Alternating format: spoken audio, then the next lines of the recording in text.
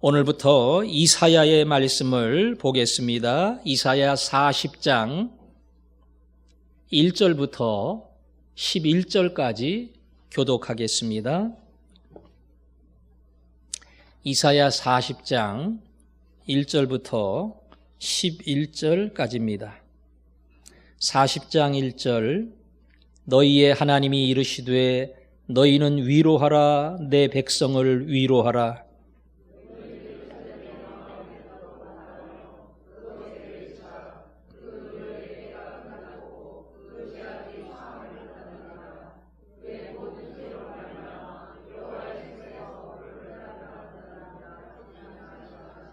외치는 자의 소리여 이르되 너희는 광야에서 여호와의 길을 예비하라. 사막에서 우리 하나님의 대로를 평탄하게 하라.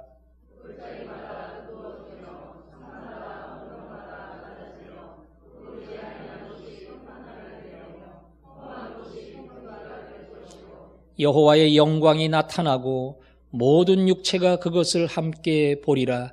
이는 여호와의 입이 말씀하셨느니라.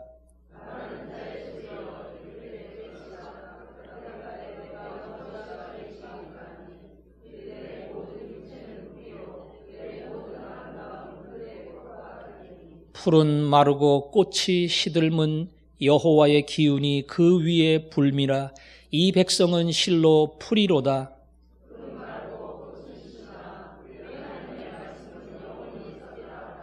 아름다운 소식을 시온에 전하는 자여 너는 높은 산에 오르라. 아름다운 소식을 예루살렘에 전하는 자여 너는 힘써 소리를 높이라. 두려워하지 말고 소리를 높여 유다의 성읍들에게 이르기를 너희의 하나님을 보라 하라.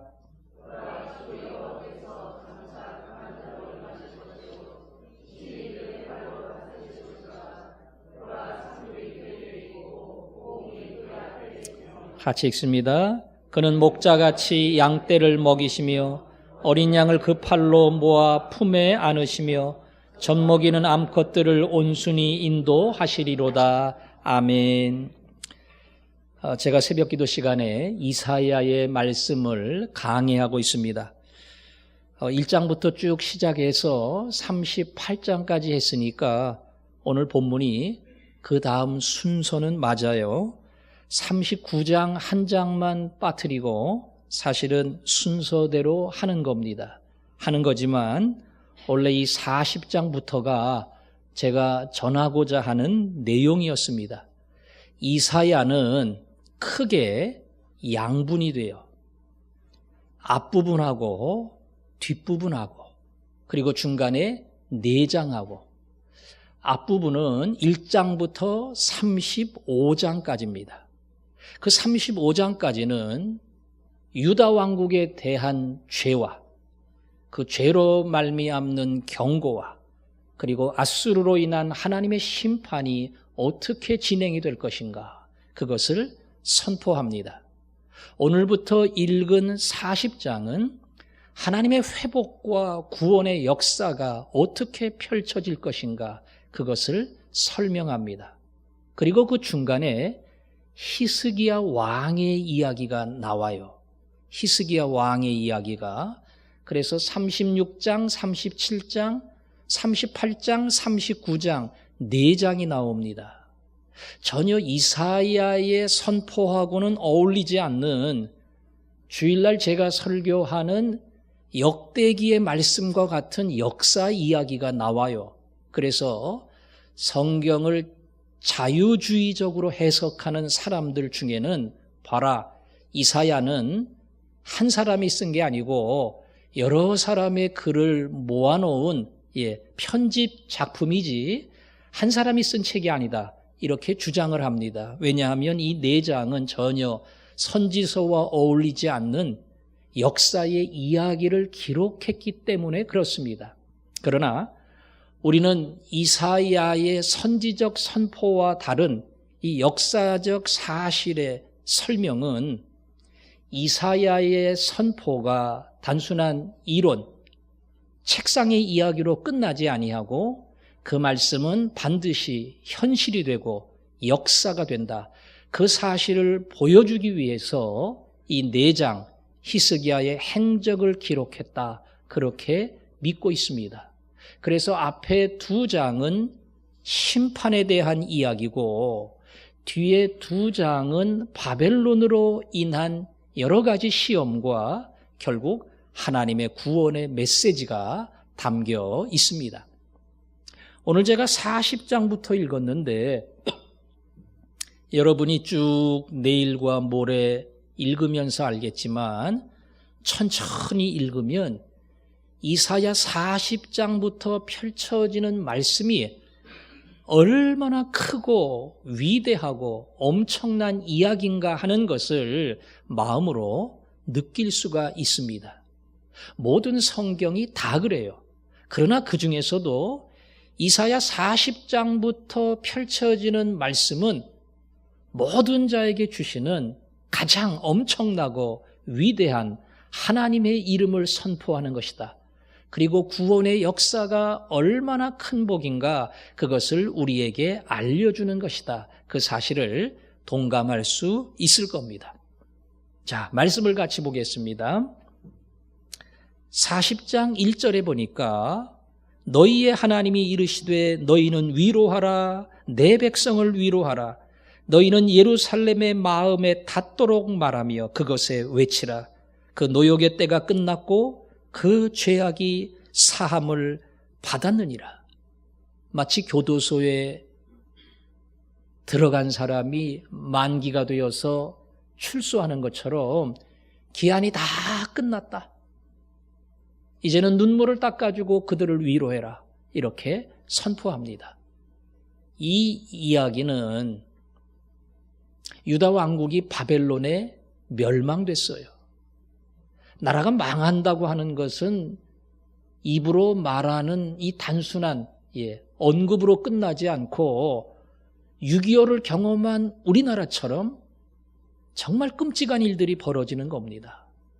군인도 죽고 민간인도 죽고 애들도 죽고 임신한 여인도 죽고 수많은 살상이 벌어지고 많은 사람이 포로로 끌려가고 완전히 나라가 사라지는 그야말로 엄청난 비극을 겪는 거예요.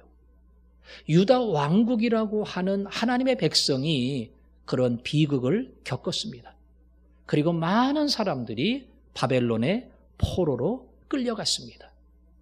그리고 1년이 지나고 10년이 지나고 20년이 지나고 50년이 지나고 말 그대로 한 세대가 다 지나갔어요.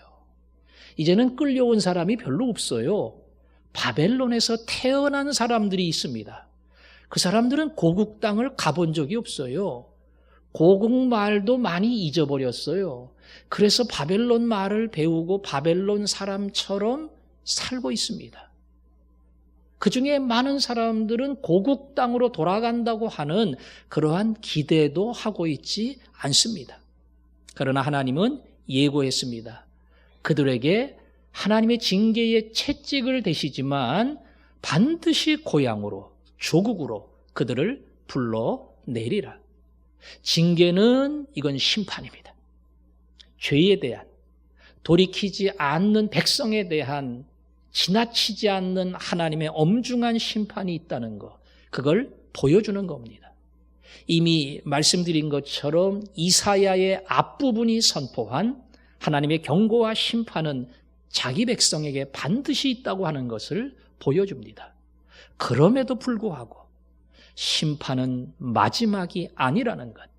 하나님은 자기 자식을 때리는 것으로 결코 끝내지 않는다는 것. 그 매를 통해 하나님이 원하시는 방향으로 인도하시고 그리고 돌이키게 하시고 다시 하나님의 자녀로 건강하게 자라게 하는 것, 이게 하나님의 진정한 뜻이라고 하는 것, 그것이 바로 70년 만에 너희를 그 고통의 자리, 감옥과 같은 시달림의 자리에서 너희를 위로하고 불러내리라.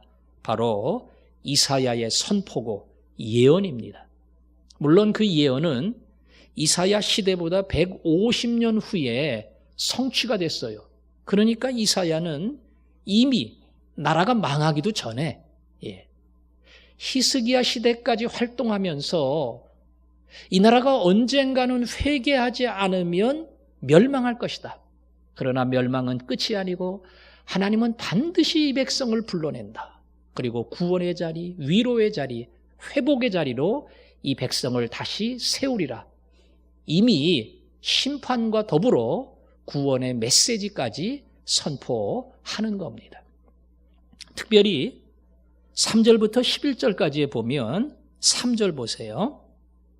외치는 자의 소리여 이르되 그랬죠? 6절 보세요. 말하는 자의 소리여 이르되 9절 보세요. 아름다운 소식을 시온에 전하는 자여 그랬죠? 계속 보니까 외치는 자, 말하는 자, 그 다음에 시온의 소식을 전하는 자, 너희는 외치라는 겁니다. 유다 백성들에게, 하나님을 믿는 백성들에게 지금 시련과 고통과 눈물과 심지어 채찍을 맞고 있는 그 백성에게 이렇게 외치라는 겁니다. 어찌 보면 3번의 말로 강조하고 그리고 반복합니다. 먼저 3절부터 5절까지를 보면 3절, 광야에서 여호와의 길을 예비하라. 사막에서 우리 하나님의 대로를 평탄하게 하라. 골짜기는 도두어지고 산은 낮아지고 고르지 아니한 곳이 평탄하게 되고 험한 곳이 평지가 되고 드디어 여호와의 영광이 나타나고 모든 육체가 그것을 함께 보리라. 이는 여호와의 입이 말씀하셨느니라.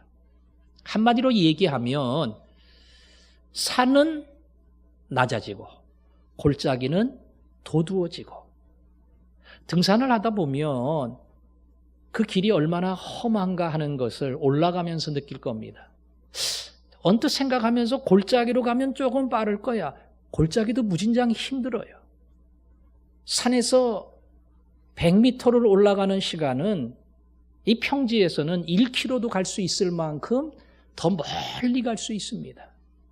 오늘 평지가 되라.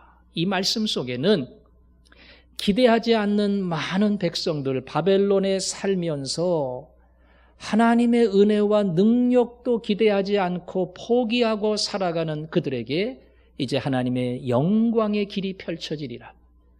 높은 마음은 낮아지고 낮은 마음은 은혜를 사모하고 그래서 여호와의 대로가 은혜가 너희에게 임한다고 하는 사실, 이것을 그들에게 강력하게 선포해라. 하나님의 대로가 임한다, 그 뜻입니다. 5절부터 8절은 우리가 많이 들었던 유명한 말이 나오죠. 육체는 풀이요 아름다움은 들의 꽃과 같다. 그러면서 하는 말이 있습니다. 풀은 마르고 꽃은 시듬은 여호와의 기운이 그 위에 불미라. 8절에 풀은 마르고 꽃은 시드나 우리 하나님의 말씀은 영원히 서리라. 그래요. 풀과 꽃은 마르고 시듭니다. 뭘 표현합니까? 이스라엘 백성들을 표현합니다. 그건 풀이에요. 그건 꽃이에요. 그들은 거기서 나올 재간도 없고 방법도 없고 그냥 눌러 앉아야 돼요. 그게 그냥 그들에게 주어진 삶이에요. 그렇게 갈 수밖에 없어요. 그들에게는 어찌 보면 또 다른 미래가 열릴 수 없지만 오늘 말씀 같이 여호와의 말씀은 영원히 서리라. 너희들의 재주나 능력이나 실력이 아니라 너희는 사라지는 꽃에 불과하지만 하나님의 말씀이 임할 때에 돌아올 수 없는 조국 귀환의 놀라운 역사가 펼쳐지리라. 해방될 수 없는 바벨론 70년의 구속의 역사, 그 역사가 다 깨어지고 자기 나라로 돌아오는 놀라운 축복의 은혜가 있으리라. 그 은혜에 대한 선포입니다. 마지막 9절부터 11절까지는 또다시 그들에게 선포하라고 이야기합니다. 10절, 주 여호와께서 장차 강한 자로 임한다. 팔로 다스린다. 11절, 목자같이 양떼를 먹이고 그 팔로 모아 품에 안으시고 젖먹이는 암컷들을 온전히 인도하신다. 이제는 하나님이 목자가 되셔서 그들에 가는 모든 삶을 인도하시고 책임져 주신다. 그 약속이 마지막 3절에 담겨 있습니다. 일제시대를 살았던 분은 우리 가운데 거의 없을 겁니다. 그러나 광복을 기다리는 그들의 마음은 얼마나 간절했습니까? 목숨을 잃으면서까지 일제의 모든 압제로부터 해방되기 위해서 많은 사람이 사투를 벌이고 인생을 걸고 그리고 생명을 내놓았습니다. 70년의 바벨론 포로는 이건 더 깜깜하지요. 더 미래가 없습니다. 이제는 조국으로 돌아간다고 하는 소망은 다 버려야 됩니다. 그들에게는 전혀 희망이 없지만 오늘 하나님은 말씀하십니다. 아니야. 너희 나라는 독립한다. 끝난 게 아니다. 여호와의 영광이 불 때에, 하나님의 능력이 임할 때에 너희가 할 수 없는 위대한 역사를 하나님은 이루어 내시리라. 그것이 본문의 선언입니다. 우리가 오늘 이 백성들처럼 감옥에 갇힌 것도 아니고 자유를 잃은 것도 아니고 그것 때문에 고통을 받는 것도 아닙니다. 그러나 내 삶에 진정한 기쁨과 진정한 만족을 잃어버린 뭔가 무거운 짐과 무거운 숙제가 있다면 오늘 하나님은 우리에게 말씀하십니다. 내 백성을 위로하라. 내 백성을 위로하라. 그리고 여호와의 영광이 나타나리라. 너는 풀이요 꽃이지만 여호와의 말씀은 영원하다. 이제는 목자가 양을 품는 것 같이 내가 너희를 품고 인도하리라. 질병의 고통으로부터 경제적 수많은 압박으로부터 그리고 삶에 풀어내지 못하는 숙제와 아픔으로부터 내 실력으로는 내 힘으로는 내 능력으로는 아무것도 풀 수 없지만 그러나 여호와의 능력이 임할 때에 영광이 나타나고 이 모든 문제가 풀리는 하나님의 놀라운 역사가 일어납니다. 특별히 오늘 3절 보면 4절 보면 광야에서 길을 예비하고 사막에서 대로를 평탄하게 하고 골짜기가 도두어지고 산이 낮아지고 평지가 된다. 이거 신약 성경에서 읽어본 것 같죠? 예. 세례 요한을 일컬을 때에 이사야의 이 말씀을 누가가 그대로 뽑아서 펼쳤습니다. 이 말씀이 세례 요한에게 임했다. 세례 요한이 마치 광야의 문을 열듯 산들을 낮추듯 이 땅에 하나님의 나라가 임한다고 하는 사실을 선포한 겁니다. 따라서 오늘 본문의 이야기는 유다 왕국이 바벨론으로부터 해방된다고 하는 구원의 선포지만 궁극적으로는 예수 그리스도로 말미암아 진정 우리 가운데 가치가 없고 목적이 없는 풀과 같은 인생이 예수를 만나고 의미를 찾고 삶의 목적을 발견하고 내가 오늘 왜 숨을 쉬어야 하는지 무엇을 위해 살아야 하는지 그리고 인생의 진정한 가치는 무엇인지 그것이 모두 예수 그리스도 안에서 발견된다고 하는 그 사실을 우리에게 알려줍니다. 그래서 예수 믿는 사람은 예수가 인생의 전부입니다. 예수 안에서 인생의 모든 답이 나옵니다.